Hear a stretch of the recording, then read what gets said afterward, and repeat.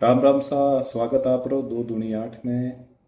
कहावत एक हुआ करे, डाम योड़ो सांड। डाम योड़ो यानी कि गर्म सलाख से या किसी धातु की छल्ले से सांड के ऊपर चमड़ी जलाकर और एक चिन्ह बनाया जाता था, डाम बोलते थे। और डाम योड़ो सांड यानी कि टैग किया हुआ बदमाश, जिसकी बदमाशी जग जाहिर हो तो कहते हैं अरे वो तो डाम योड़ो सांड ऐसा। एक और कहावत है डाकण। डाकण प्रथा के ऊपर कभी अपन बाद में बात करेंगे। डायन, डाकण। तो डाकण ही दोए घर तो टाड़े। तो कहते थे कि डाकण अगर अपना बुरा सबका करती होगी, लेकिन खुद का, खुद के पिता का घर, ये दो घर तो वो भी हानि नहीं पहुंचाती।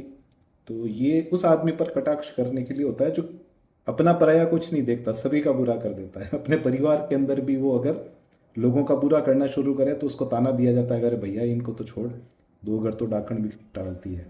एक है कि डाकण कुंडो मांडिया बैठी।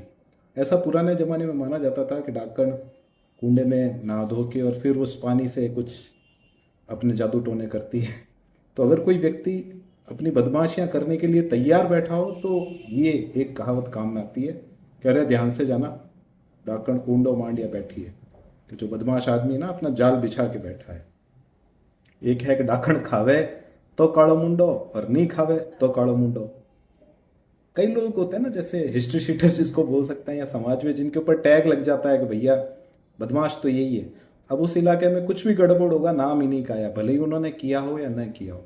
डाकण ने गड़बड़ी करती तो काला मुंह होना ही है, नहीं खावे तो भी उसी का नाम आता है। एक है कि डाकण ने फिर जरक चढ़ी। डाकण यानी कि बुरे आदमी को, अगर किसी बड़े आदमी का, चोर को अगर थानेदार का सपोर्ट मिल जाए तो कहते हैं डाकण और जरक चढ़ी उड़ी। फिर मिला ला राम राम।